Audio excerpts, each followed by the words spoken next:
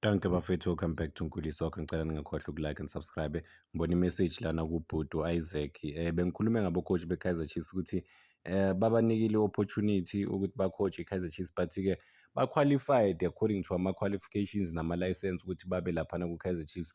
But for me, bengicabanga ukuthi i-Kaizer Chiefs idinga umuntu one-authority o-strong ozokwazi ukuba i-boss emaplayini. I'm not saying banganikwa i-chance. No, ba-right. Angithi record labo lihle li-right at the moment.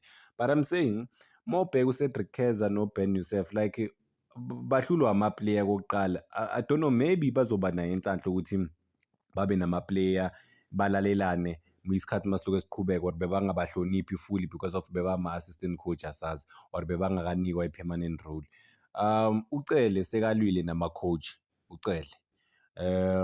Sambona like sambona ulwa nama-coach kusho kune-debate. And then uNtwari ubahlazile u-coach in front of millions of abantu engafuni ukuphuma laphana egrawundini. Ayikaze yenzeka leyo nto leyo. There's no way ube no-coach lesofana noPitso Mosimane, u-coach one-authority athi uyakureplace uthi wena awufuni ukureplace-iwa. Asikaze siyibone into enje, asikaze siyibone ku-Kaizer Chiefs, i-team enkulu njenge-Kaizer Chiefs.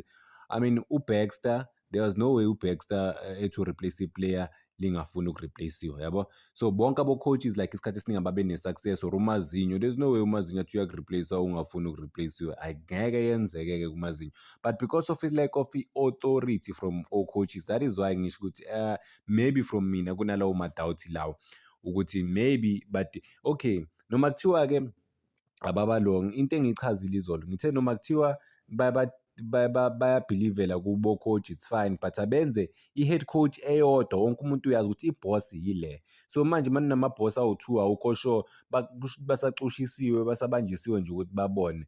They have to give them all the power and the authority. And enye into, uCedric Keza ucoacha akanapower ku-Kaizer Chiefs, to be honest. That is why Kaizer Chiefs, inkinga ye-management e-Kaizer Chiefs ifuna nayo ukungena. UCedric Keza ucoacha abafake le-earpiece, le nto le bakhuluma naye during ama-games le phezulu ama-management kwamanye ama-decision. Why is that? Why is that bafowethu? Uyacoacha ngapha i-management nawe ucoach iyakucoach or iyakutshela ukuthi yenzani. That's not a good thing. But abanikwe i-chance baqeda isizini. But my concern was just that nje ukuthi by the way, ukuba qualified akusho ukuthi ukuba qualified for a position. That is why bathi abantu bathi ama-companies funa umuntu one-experience kunezinto zama-internship. Kusho ukuthi bona they are interning ku-Kaizer Chiefs. That's not a team to intern. I-team ekufunakala ama-results immediately. Ngiyazi ukuthi abanye abantu bazothi uBen Yusuf ke uwe. By the way, coach we-Kaizer Chiefs uBen Yusuf like ophezulu noCedric Keza, or manje sebabalinganisile angazi, because of uCedric Keza bekuyi-third, bekuyi-second assistant, and then the-first assistant bekubani, uBen Yusuf from ku-coach nabo. And uBen Yusuf akanayo experience that much in terms of ukucoacha.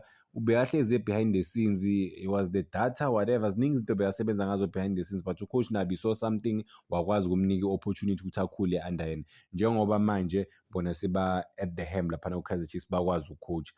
I mean, obviously, sometimes i-Kaizer Chiefs ithathe i-risk ngo-coach, to be fair, but sometimes the risk pays off because Kaizer Chiefs have struggled for so long ngo-coach, ukuthi ithola abo-coach abane-experience, but labo coach abane-experience ababenzeli lutho, noma ngithi ababaletheli lutho this time around, and they're still young-ish compared to o-coach abanokubaletha. So maybe young minds, they might bring something. But enye into engingayimention, I think ngimentioned last week ukuthi all coaches, as much as kuno-coach babanike i-opportunity ukuthi bacoache ku-Kaizer Chiefs, they have to have the local guys bafethu aba-understand i-South African football ne-culture yakhona, ukuthi bakwazi ukudlalisa amanye ama-player aspecially nanokuthi adlala kanjani. Bangabadlalisi i-system njengama-robot, because of these people don't understand the identity of South African football. They only understand the identity of global football, which is inspired by Europeans. You have to have your own identity as a team, not the adopted style. So when you get to a place where they do things a certain way, and then you phikisana nalezo zinto, and then you phikisana ne-culture ye-team as a whole. Kaizer Chiefs, Kaizer Chiefs, since the inception, they strive on young talent. Kuba ne-superstar, umuntu oba one of the biggest stars manje akekho umuntu ku-Kaizer Chiefs i-young star eli-one of the biggest stars elikini kusho ukuthi ushisa iy'khotha to a point where every corner bayamazi and then bayamcelebrate kakhulu ngokweqiniso. Uma uVilakazi somjaji isizini mase seyiphelile ukuthi udlale kanjani noma udlala kanjani. Umdu senesikhathi u-Kaizer Chiefs-ke yena bafethu udlala ama-matches awu-92 una-11 goals kuphela. So he will get there. But-ke i-culture ye-Kaizer Chiefs, the players were progressing much quicker than the pace lesiyibonayo manje. And they were progressing much quicker because of bekunabantu behind the scenes understand ukuthi i-Kaizer Chiefs kumele idlale kanjani, khona ama-special talent. Manje sekudlalwa njengama-Europeans or ngama-robots ukuthi lonke iplayer liyadefenda and which slows i-attack ye-team. Ilento le bengikhuluma ngayo i-Ighodaro ukuthi i-Ighodaro the first game yakhe was fetching the ball le. In fact, it was not the first game, khona la bamreplace khona.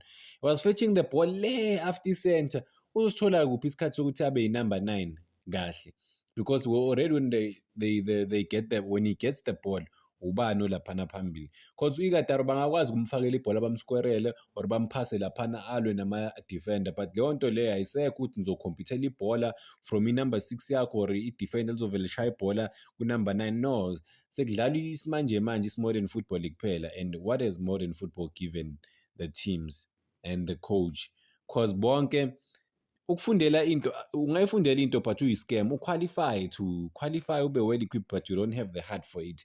Mina ngizokwenza example ngami, ngifundele i-film and television, i-drama, everything, uku-actor, whatever. So many people that I went to school with khona ba-good natural, umbona ukuthi lo muntu beyangasidingi nokusidinga isikolo, but isikolo simshape-ile nje lapho simshape-ile ukuthi akwazi ukulungisa izinto, but lento le yakhe natural.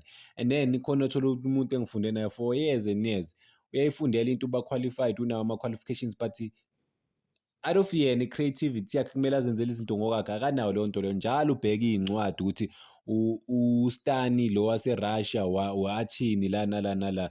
So uma uzokhoja nge-textbook kuphela based ukuthi unama-qualifications but you don't have your own flexibility, that's a big problem.